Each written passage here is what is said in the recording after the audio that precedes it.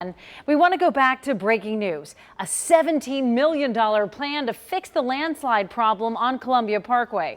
A vote came down to the wire. Yeah, it certainly did. City Council agreed on a compromise late tonight after rejecting two different ideas to pay for the work earlier this afternoon. 9 on your sides. Kristen Swilley joins us. She's along Columbia Parkway with the delay behind today's vote. And Kristen, what happens now?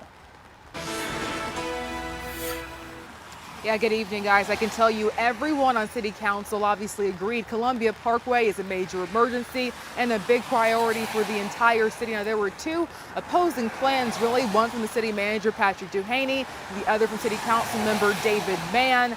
And they were really at odds with each other as this meeting began earlier today at 4 p.m. The big sticking point really is whether they were going to use the money from District 5 CPD headquarters or whether they were going to borrow money from future budgets. In the end, they decided to use a little bit of both. It seems like we can and should do it very quickly. I know Columbia Parkway is an emergency. District 5 is not ready to break ground. That's just a simple fact. And twisting words around isn't going to change that fact.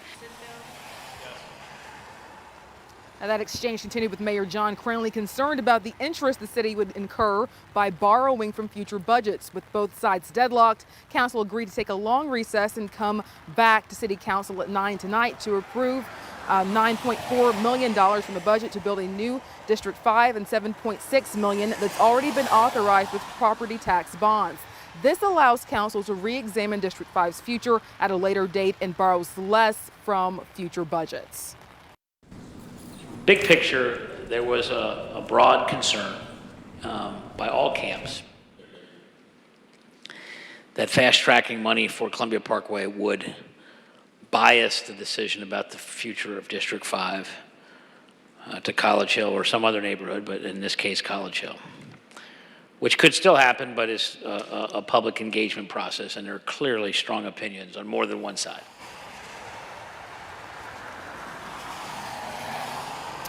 And we will let you know as soon as we hear word of when that project is going to begin. Reporting live, Kristen Swilley, 9 on your side. Well, Kristen, before you go, this sure seems like a scenario where council members were able to reach a compromise despite coming in pretty polarized. So did everyone leave tonight happy? You know, Tanya, very important that you mentioned that. Not happy, but satisfied, knowing again that this area that so many people rely on every single day is truly a very big priority. What this does allow is for this project to begin. Again, this pretty urgent project for people on the east side of town making their way back and forth into work every day, but they are still able to revisit this District 5 issue at a later date.